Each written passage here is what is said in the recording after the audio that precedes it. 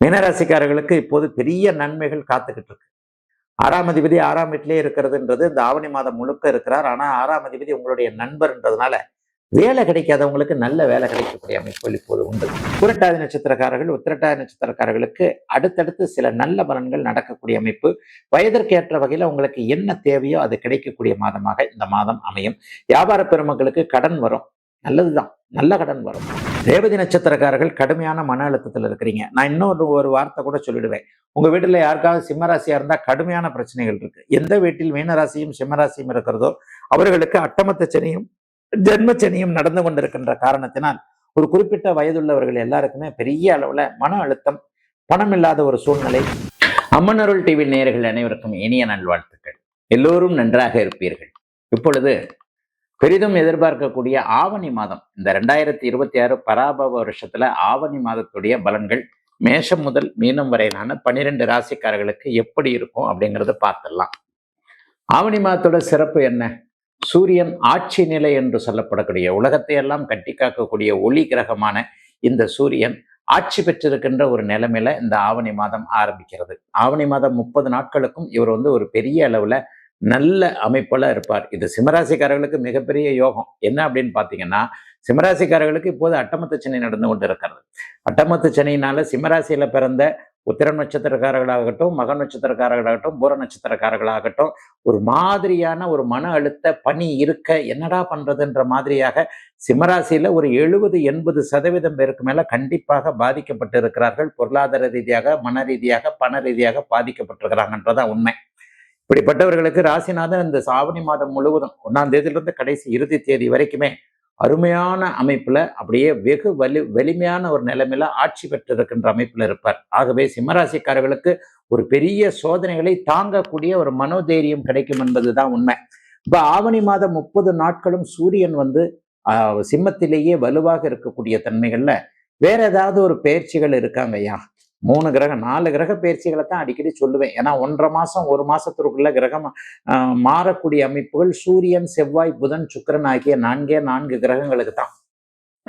ராகுகேது பயிற்சி, குரு பயிற்சி, சனி பயிற்சி இந்த ஆவணி மாதத்துல எதுவும் இல்லை. சமீபத்துல ராகுகேது பயிற்சின்னு பாத்தீங்கன்னா வருகின்ற டிசம்பர் மாசம்தான் ராகுகேது பயிற்சி ஆரம்பிக்கும்.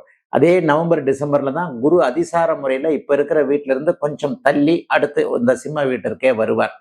இந்த ஆவணி மாதத்தின் நடுப்பகுதியில செவ்வாய் ஆவணி மாதம் முழுவதும் இப்போது இருக்கக்கூடிய மிதுன வீட்டிலேயே இருக்கிறார். செவ்வாய் மாற்றம் கிடையாது. சூரிய மாற்றம் மாதம் எப்போதும் நடக்கக்கூடிய ஒன்று. ஆவணி மாதத்துல நடுப்பகுதியில கிட்டத்தட்ட ஒரு 10-15ஆம் தேதியிலேயே சுக்கிரன் நீச்சத்திலிருந்து விலகி அப்படியே ஆட்சி நிலைமைக்கு போகிறார். சூரியனும் சுக்கிரனும் ஆட்சி நிலைமையில் இருக்க ஆவணி மாதத்துடைய 20வது நாள் புதன் உச்சமாகிறார். ஆக சூரியன் உச்சம், புதன் உச்சம், சுக்கிரன் ஆட்சி என்கின்ற இந்த அமைப்பு மிகப்பெரிய உண்மையிலே ஒரு நல்ல பலன்களை, நல்ல அமைப்புகளை கொடுக்கக்கூடிய ஒன்றுதான். போன ஒரு கிட்டத்தட்ட ஒரு 15-20 நாட்களாகவே சுக்கிரன் நீச்சமாக இருக்கின்ற காரணத்தினால் சுக்கிரனை யோகாதிபதியாக கொண்டவர்களும் சுக்கிரனை ராசிநாதனாக கொண்டவர்களும் கொஞ்சம் சரியில்லாம தான் இருக்கிறீங்கன்றதான் உண்மை. சுக்கிரதசை நடக்கிறவங்களுக்கும், சுக்கிர புக்தி நடக்கிறவங்களுக்கும், சுக்கிர அந்தரம் நடக்கிறவங்களுக்கும் இந்த சுக்கிரன் 1 மாதத்துக்கு நீச்சமாக இருப்பார். இந்த 1 மாதத்திற்கு நீச்சம் 31 நாள். அதாவது ஆவணி மாதம்னு சொன்னா கூட நிறைய பேருக்கு புரியாது. ஆகஸ்ட் மாசம் முழுவதும் சுக்கிரன் நீச்சம். ஆகஸ்ட் மாசம் 1ஆம் தேதி சுக்கிரன் நீச்சம் ஆவார். அப்படியே செப்டம்பர் மாதம் 2ஆம் தேதி வரைக்கும் 30-31 நாட்களுக்கு சுக்கிரனுடைய நீச்சம் உண்மையிலேயே இப்ப நிறைய பேரை பாதிக்கும். சுக்கிரன் சார்ந்த தொழில் அமைப்புகளை கொண்டவர்கள், சுக்கிர தசாபுக்தி அந்தரங்களை கொண்டவர்கள் எல்லாருக்குமே சுக்கிரனுடைய நீச்சம் கொஞ்சம் கடினமாக இருக்கிறது இல்லையா? அப்ப இந்த ஆவணி மாதத்தின் நடுப்பகுதியில சுக்கிரன் நீச்சத்திலிருந்து ஆட்சி பெற்ற நிலைமைக்கு வருவது ஆடி மாதம் முழுக்கவே நல்லா இல்லாம இருக்கிறவங்களுக்கு கொஞ்சம் மாற்றத்தை கண்டிப்பா கொடுக்குங்க. புதனும் உச்சமாகிறது வருஷத்துக்கு ஒரு தடவை தாங்க. 10 மாசத்துக்கு ஒரு தடவை தான் புதன் உச்சம் என்கின்ற அதி உன்னத நிலைமை அடைவார்.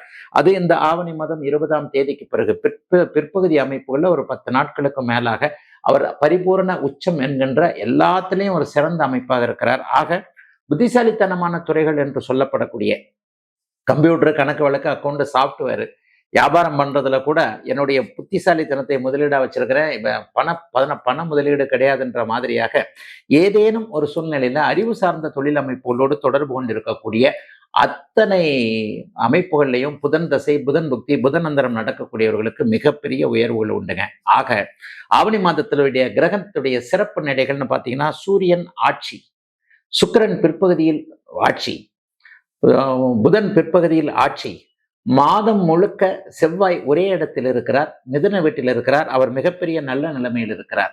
அதே போலவே குரு உச்சமாகி சனியை பார்த்து கொண்டிருப்பது, ராகு கேதுக்கள் இயல்பான ஒரு அமைப்பில் இருப்பது நல்ல பலன்களை கூடுதலாக தரும் என்பதால் மிகப்பெரிய நல்ல மாற்றங்களோடு ஆரம்பிக்கிறது இந்த ஆவணி மாதம். மீனராசிக்காரர்களுக்கு இப்போது பெரிய நன்மைகள் காத்துக்கிட்டு இருக்கு. 6ஆம் அதிபதி 6ஆம் வீட்டிலே இருக்கிறதுன்றது இந்த ஆவணி மாதம் முழுக்க இருக்கிறார். ஆனா 6ஆம் அதிபதி உங்களுடைய நண்பர்ன்றதுனால வேலை கிடைக்காதவங்களுக்கு நல்ல வேலை கிடைக்கக்கூடிய அமைப்புகள் இப்போது உண்டு. தலைமை பொறுப்பு கிடைக்கும். அந்த தலைமை பொறுப்பு கிடைக்கிறதுனால கொஞ்சம் ஸ்ட்ரெஸ் இருக்கும். ஏன்னா ஜென்மச்சனி உங்களுக்கு நடந்துகிட்டு இருக்கு. ஸ்ட்ரெஸ் இருந்தாலும் கூட இந்த பதவிக்கு நீங்கள் தகுதியானவர் என்பதை நீங்களே நிரூபிக்கக்கூடிய மாதமாக இந்த மாதம் நல்லா அமைஞ்சிருக்குங்க.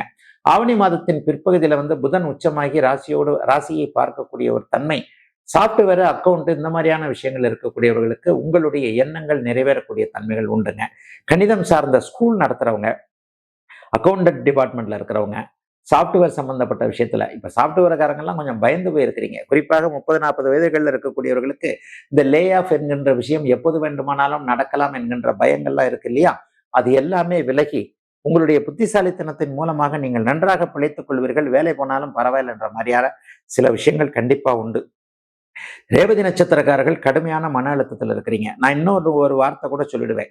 உங்க வீட்டுல யாருக்காவது சிம்மராசியா இருந்தா கடுமையான பிரச்சனைகள் இருக்கு. எந்த வீட்டில் மீனராசியும் சிம்மராசியும் இருக்கிறதோ அவர்களுக்கு அட்டமத்த சனியும் ஜென்மச்சனியும் நடந்து கொண்டிருக்கின்ற காரணத்தினால் ஒரு குறிப்பிட்ட வயதுள்ளவர்கள் எல்லாருக்குமே பெரிய அளவுல மன அழுத்தம், பணம் இல்லாத ஒரு சூழ்நிலை, ஏதாவது ஒரு வகையில சண்டை சச்சரவு, இவர் இப்படி பண்ணல அவர் இப்படி பண்ணலன்ற மாதிரியான அமைப்புகள் இருக்கு இல்லையா, அது எல்லாம் அப்படியே தீரக்கூடிய மாதமாக இந்த மாதம் அப்படியே இருக்குங்க.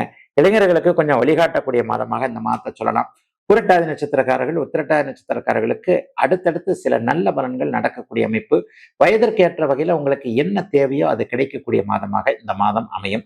வியாபார பெருமக்களுக்கு கடன் வரும், நல்லதுதான், நல்ல கடன் வரும். தொழில் முனைவோர், வியாபார பெருமக்கள், வீடு கட்டணும், ஹவுசிங் லோன் வாங்கணும், அப்ரூவல் ஆகும். வண்டி வாகனம் வாங்கணும், அதுக்கு அப்ரூவல் ஆகும். நல்ல கடன்கள், சுப கடன்கள், சிலருக்கு வீட்டுக்கு தேவையான ஒரு மிக மிக முக்கியமான பொருட்களை வாங்கி சந்தோஷப்படக்கூடிய அமைப்பு. ஒய்ஃப் ரொம்ப நாளா கேட்டுக்கிட்டு இருக்காங்க, கணவர் ரொம்ப நாளா கேட்டுக்கிட்டு இருக்கிறார், இந்த ரூம்ல ஏசி போடணும், வீட்டுல இது வரைக்கும் ஏசி போடல, டிவி அங்கே ஒண்ணு வாங்கணும், பாப்பா ஒண்ணு கேட்கிறாரு, பையன் ஒண்ணு கேட்கிறார், இதெல்லாம் வாங்கி கொடுக்கறதுக்கு வசதி தான் வேணும். இந்த மாசம் வசதி வரும்.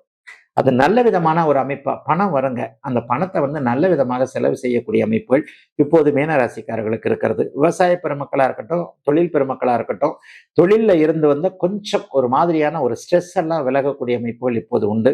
பெரியவர்கள் உதவுவார்கள். தாத்தா பாட்டி போன்றவர்கள் இப்போது சமயத்துக்கு உதவுவாங்க. பெரியவர்கள் நல்ல ஆலோசனையை கொடுப்பாங்க, ஒரு நம்பிக்கையை கொடுப்பாங்க.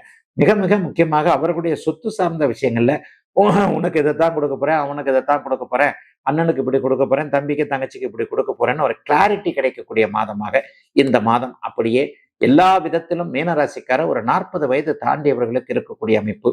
இளைஞர்களுக்கு ஒரு சின்ன சின்ன பிரச்சனைகள் இருந்தாலும் சமாளிக்கக்கூடிய மாதமாக அமைஞ்சிருக்குங்க ஆவணி மாதம் மீனராசிக்காரர்கள் எல்லோருக்கும்.